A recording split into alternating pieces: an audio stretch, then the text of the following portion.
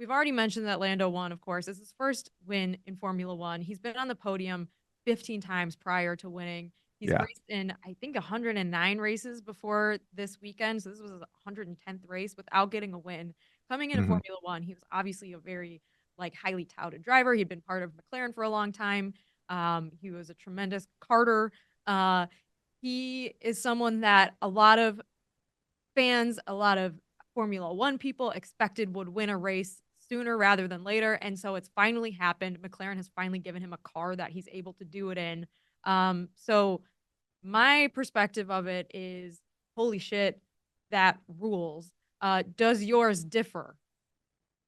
It doesn't really, because I think one of the best things about sports is the payoff after a long streak. Whenever a streak is broken, and this felt like a streak. I know Australia happened, and I know that that people would say technically that, yeah, this isn't breaking Max Verstappen's streak, but this is the first one where it felt like somebody outraced him, and it felt like there was a car that was faster. And I know that there are pit circumstances and strategy that played into this, but if you do the math, Lando Norris's car is neck and neck with Max Verstappen's and would have been ahead had they just been running in, like straight laps, pound for pound, inch for inch. That's astonishing. That's everything the sport needs. And you had the confluence of a couple of different factors, the real breaking of like the competitive racing streak. And then in addition to that, you had really interesting racing down the line. I don't think anybody anticipated that at Miami when 3 years ago, after watching the first results from actual live action on the track. That's totally different. The number of overtakes keeps going up. You get now, I think I read that the competitive balance in the sport between Lewis Hamilton, who I believe finished sixth, all right, and the first spot was 17 seconds. That's nothing but good for F1, because that means that we have a lot of brawling up at the top as opposed to having to follow Crofty all the way down to the 14th and 15th spots, right? In order to get something interesting. Not that there isn't interesting stuff happening down there, because there was some stuff that almost had a direct impact on the race, and we can talk about that as well. But I love seeing that payoff. I love seeing a young person, a kid, uh somebody as young as Lando Norris getting to experience that for the first time. Though a lot of this, the Lando, you finally did it. He was like, oh, I wasn't surprised. There's like Lando's like, don't take that pity angle on me, Yeah. right? Don't be Well, like, I oh, think good job, buddy. No, I mean, he thinks he's that guy, and he proved it this weekend.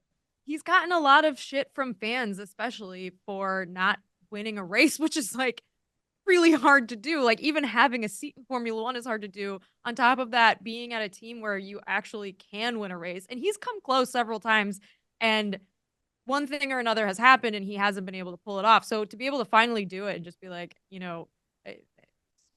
I don't, haters can screw off or whatever.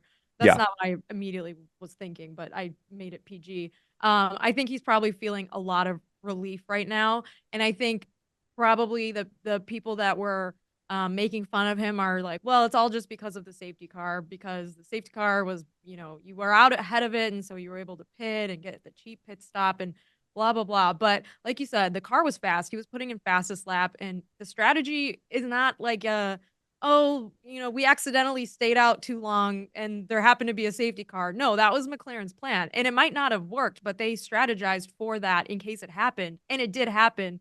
So that is just smart planning that pays off on McLaren's part, not so much like lucky roll of the dice for for Lando and McLaren. Is there a lot of luck that plays into it? Yeah, of course. Same with like winning a football game, but I Mhm. think you have to give them a lot of credit for having that scenario in play and being able to capitalize on it. And there was not a single person watching this race for the last 20, 15, 10 laps that was not like terrified something else was going to happen. Even McLaren was like, Oscar, please do not crash your car. Do not get Lando's in into the it. lead. Don't do it. And so everyone was holding their breath, hoping Hmm. that either Lando didn't make a mistake or someone else didn't make a mistake that would cause another safety car. But Lando had a perfect race from that point forward, did not make a single mistake. Max, on the other hand, hit a A traffic bollard. cone, a Yeah. bollard. I didn't know what those were called before yesterday. So, I mean, you just have to give Lando a ton of credit for it, and it's hard to take away from what he was able to do yesterday. Yeah, the only complaint I can have about Lando's finish is that it wasn't particularly competitive. He was 6 to 7 seconds ahead over the last 5 laps. What a twist that is to have that as a complaint, where you say, "Oh yeah, my only real problem with the race is that Lando Norris was simply too far ahead of Max Verstappen." Right. That's unreal. To state the Absolutely unreal. obvious, Spencer, like this is like the most obvious point in the world, but getting to watch the cars in person is Hmm. extremely cool. The sound that they make, the speed at which they fly by you, being able to actually judge the gaps between cars for yourself, like with your own eyes and not just seeing it Hmm. on TV, is something that is really, really incredible. And the last 10 or so laps, I was standing next to the McLaren garage. And so the gap kept getting longer and longer between when Max would come through, you would wait 5 seconds, or sorry, when Lando would come through, that's just force of habit. Lando would come Hmm. through, wait 5 seconds, Max would come through, and then the next time it was like a little bit longer, and then the next time it was like a little bit longer, and towards the end, I was like starting to count in my head. I was like 1,000, 2, 1,000, and I obviously have the lap times in front of me, but it was like at one point like 6.5 seconds, and I was like, this is crazy. I can't believe this is Hmm. happening right now.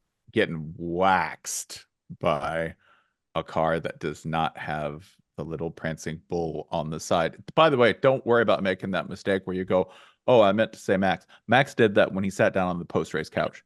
He sat he sat in the first place spot and it was like, "Oh, I'm sorry. Here." Wait, I'm not Oh. supposed to sit. There's like an order to this. I just thought I sit in the middle. Yeah, no, I thought that was my spot, and a lot of Max weeks it is.